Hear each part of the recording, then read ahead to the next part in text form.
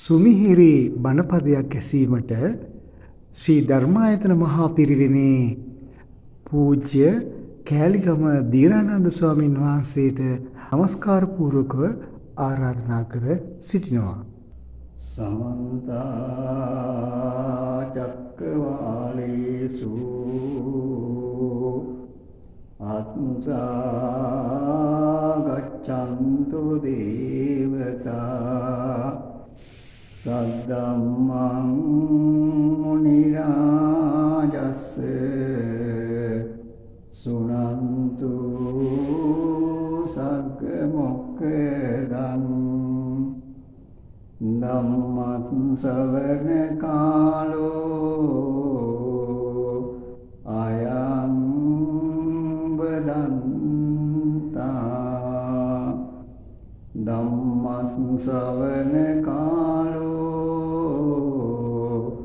අයං බදන්තා ධම්මං ශ්‍රවණ කාලෝ අයං වදන්තා නමෝ තස්ස භගවතු වරහතු සම්මා සම්බුද්දස්ස නමෝ තස්ස භගවතු අරහතු සම්මා සම්බුද්දස්ස නමෝ තස්ස භගවතු අරහතු සම්මා සම්බුද්දස්ස නබජේ පාපකේ මිත්තේ නබජේ පුරිසාදමේ බජේත මිත්තේ කල්යාණී බජේත පුරිසුත්තමේ සදාවතුනි අප ශාන්තිමත් කාන්නායක අමාමෑණී බුදුරජාණන් වහන්සේ විසින් දේශනා කරනු ලබන ශ්‍රී සද්ධර්මයෙන් දහම් බෙදා ශ්‍රවණය කර ගැනීමටයි මේ පින්වතුන් මේ සූදානම.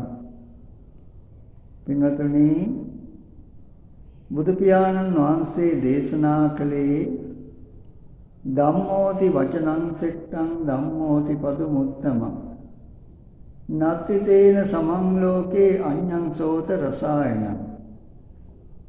පින්වතුනි, ධර්මයේ කියන වචනය ශ්‍රේෂ්ඨයි. ඒ උතුම් මිහිරියේ හා සමාන කිසිවක් ලෝ නැති බවයි එම ගාථාවේ අදහස.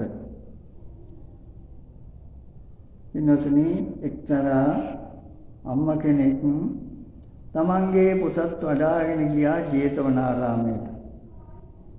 අම්මා බණ අහන විට පුතා සෙල්ලම් කිරීමට මිදුලට වැස්සා. සෙල්ලම් කිරීමට කිරමින් සිටියේ දරුවාට විසගෝර සර්පයෙක් දෂ්ට කර දරුවාට සිහිය නැති වුණා. බණ අවසානයේදී අම්මා සොයන්න පටන් ගත්තා.